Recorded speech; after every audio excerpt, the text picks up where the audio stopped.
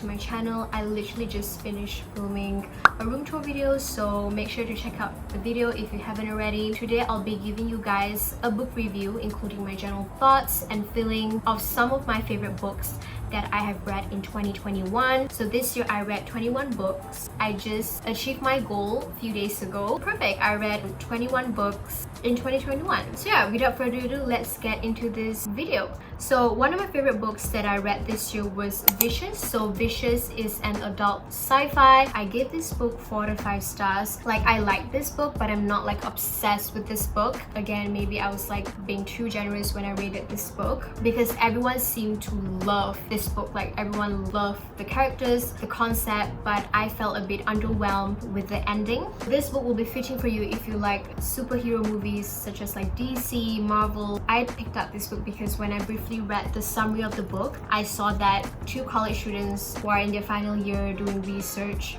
about adrenaline and near-death experience, because I was a research student.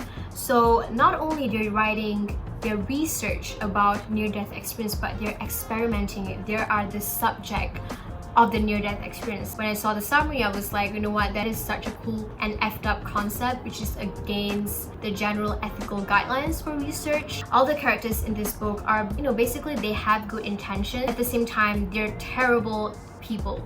They're basically psychopaths.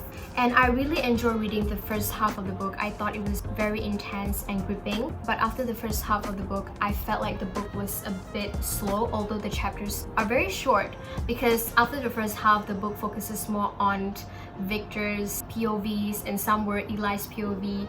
And there were a lot of inner monologues. And I sometimes don't enjoy reading inner monologues because inner monologues sometimes can be superfluous or redundant when the characters are not that interesting. And I like Victor. I think Victor, he is super chill and genius. I loathe Eli with passion because Eli thinks he's a god, you know, protecting the earth, protecting the society by killing people. So that's why I hate him so much. Some people find him very interesting. I also think Eli has a very useless power. He has this power where he can only protect himself but not the others. And I really love the concept of near-death experience and EOs. However, I do wish that V.E. Schwab would touch more on the concept of EOs because I feel like this book lacks like the detail of EOs and the world building, and I'm very hopeful for the second book. I do wish that it would be more interesting than the first one. Okay, so the next book that I will be talking about is The Cruel Prince by Holly Black. I read the first book back in December 2020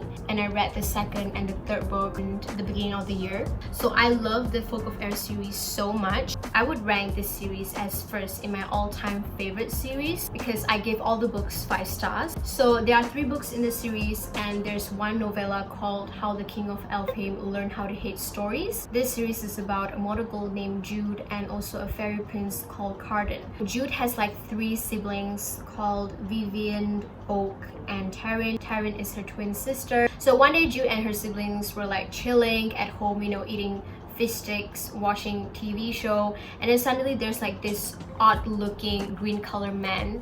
He comes to Jude's house, you know, knocking on the front door, and then the odd looking green man killed Jude's parents.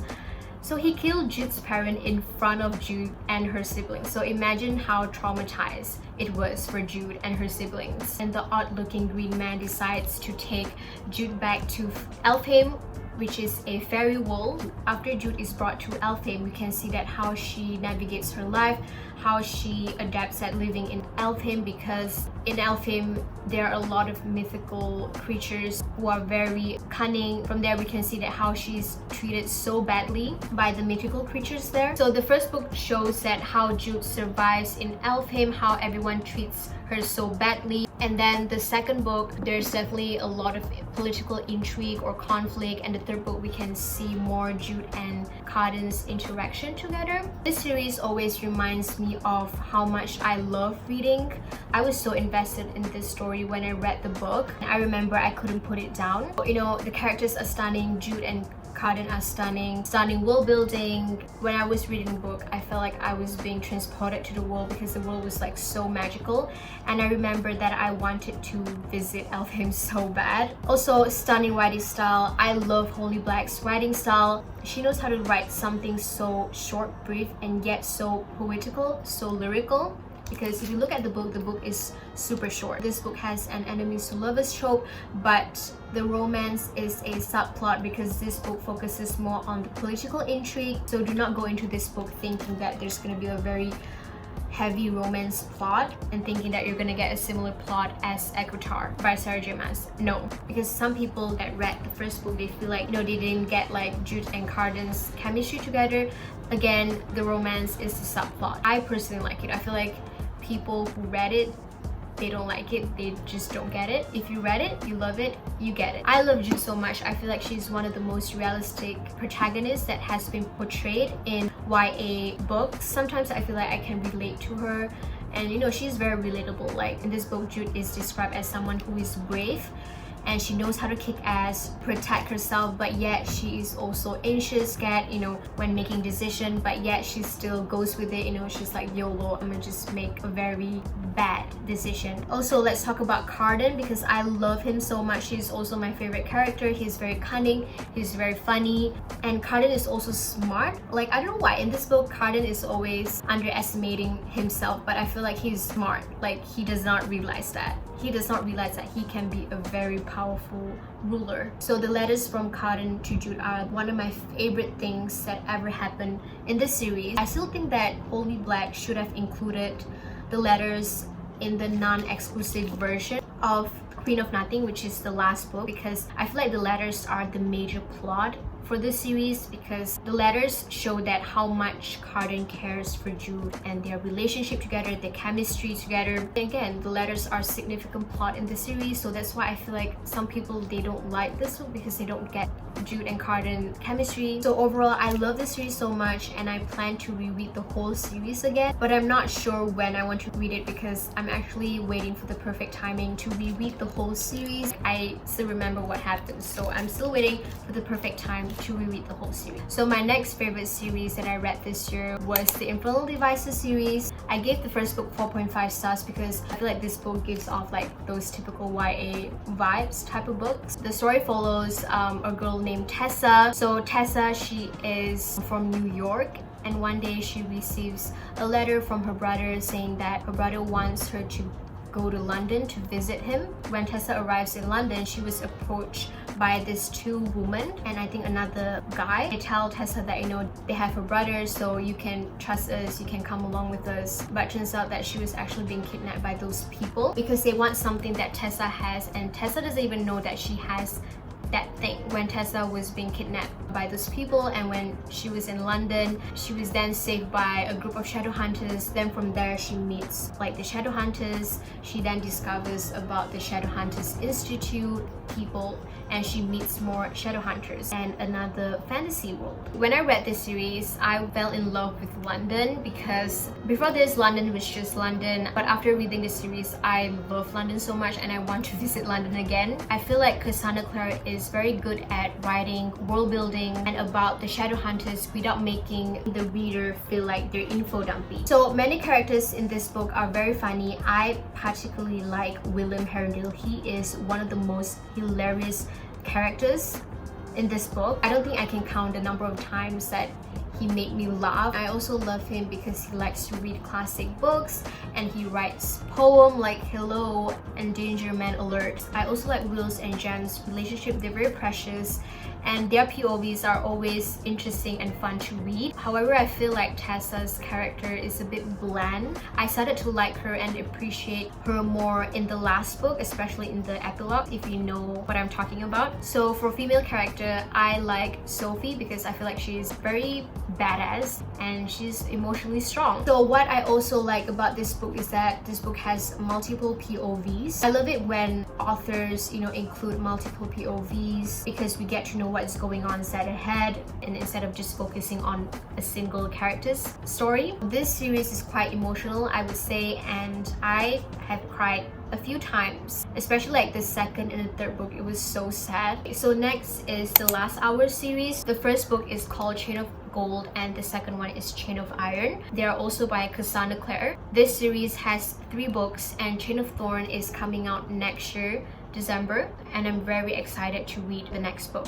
So the story in the Last Hour series happens after the Infernal Devices. So make sure you have read the Infernal Devices before you guys decided to pick up Chain of Gold and Chain of Iron, or else there will be a lot of spoilers. So the story revolves around the Infernal Devices main character's children. What I can briefly tell you guys about this series is that demon keeps attacking London, and then again shadow hunters are protecting people from demons. So this series has like childhood friends, true lovers trope, and also like fake marriage trope. I personally don't like friends to lovers trope, but then after reading this book made me appreciate more like friends to lovers. Some of the characters I like in this book are Cordelia, James, and Matthew Fairchild. Cordelia, she is very graceful and yet she is very brave, and James Herondale, he is very sweet boy. I think he got his personality from his mom, Tessa. I also love Lucy and Jesse chemistry together. Like their story are very emotional. And Matthew Fairchild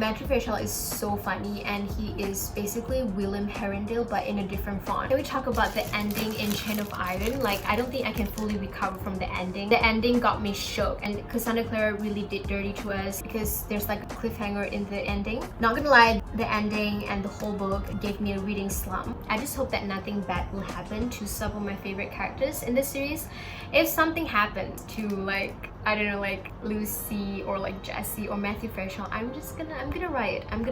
So the next book that I read was The Love Hypothesis. So after I finished reading Chain of Iron, I decided to pick up The Love Hypothesis because I wanted to read something light. I gave this book 5 out of 5 stars. It has that typical fake dating, sunshine, grumpy trope. The story follows this one girl named Olive. She is doing her PhD. Her best friend Anne actually has a crush on Olive's ex named Jeremy. So Olive, being Olive, you know, in a silly goofy mood, she decides to kiss like a random guy that she sees at the hallway just to convince her best friend that she has moved on from her ex, Jeremy, so that Anne can date Jeremy without making Olive feel guilty. But turns out that the random guy that she kisses is actually a young professor named Dr. Carlson or Adam Carlson. Every student fears Dr. Carlson because he is very strict with his work and, you know, his research, and can be sometimes pain in the ass when dealing with students. So this story is actually inspired by Raylo fanfic. Not gonna lie, there were some parts which I thought were cringy, but I read it when I was in reading slump because I read it after I finished Chain of Irons because I wanted to read something light and easily to get through. Although the book was cringy, but I feel like the level of cringiness is bearable and tolerable. A lot of people dislike this book because this book actually has a very niche concept because of the STEM representation. Not everyone knows like those STEM jargons like type 1 error, type 2 error. Thank God, I would say I understood a lot of the terms in this book because I was a research student, so that's why. Overall, I think this book will be fitting if you're in a reading slump or you want to read something fast and easily get through. This book is for you. So my next favorite book that I read this year was The Spanish Love Deception by Elena Armas. So this is also a contemporary romance. This book is an enemies to lovers, and it also has that fake dating and grumpy sunshine trope. Catalina, she has to attend her sister's wedding in Spain, but then she decides to take one of her colleagues named Aaron Blackford as her fake date to her sister's wedding because she wants to convince everyone that she has moved on from her ex called Daniel. I hate Daniel so much. Coincidentally, her ex is actually the groom's brother. Yeah, what a effed up story. Yeah, I think the only reason I gave this book 5 out of 5 stars because of Aaron Blackford. I really like him so much. I feel like he's perfect. Like guy is very smooth, like he knows so well at fake dating. I'm like, that's very sus. And then it's actually very sus because Aaron Blackford is single but he knows how to fake date so well. Again, this book is slow burn. When I read the first few chapters, I felt like the story was a bit slow because there were also a lot of inner monologues, but I think the story starts to pick up when Lena and Aaron starts to fake date in Spain. Overall, I really like this book. This book was like so hype on BookTok when it was first release, and I feel like it deserves the hype and it's very fun to read. If you like slow-burn contemporary romance, this book is for you. So my next favorite book is called Fangs by Sarah Anderson. This is actually a graphic novel. So this graphic novel is about a love story between a werewolf and a vampire. The reason I bought this book was because it was recommended by Books with Chloe, and I have no other reason why I bought this book. Look at how pretty this book is. Like, it has like black spray edges, and it also has like this cloth bound type of cover, and I also want to reread this again in the future. This book has only like 100 pages, and it took me like, I don't know, like maybe 20 minutes to read this book. It was super short and sweet, and I really like the illustration in this book. You can see. So the last book that I enjoyed reading this year was The Sad Ghost Club. So I gave this book 5 out of 5 stars, and I feel like this book has like a good mental health representation, although it doesn't give like a full explanation about like mental health, but this book briefly touches about anxiety, loneliness. The Sad Ghost Club is about this one ghost named Sam. So Sam attends this party, and then at the party he meets another ghost. That night, after meeting another ghost, they talk about how lonely and anxious they are with their life and how school can be hard for them sometimes. This book also has like a nice illustration. So yeah, I feel like if you're feeling dejected or down, you should pick up this book because this book is very comforting.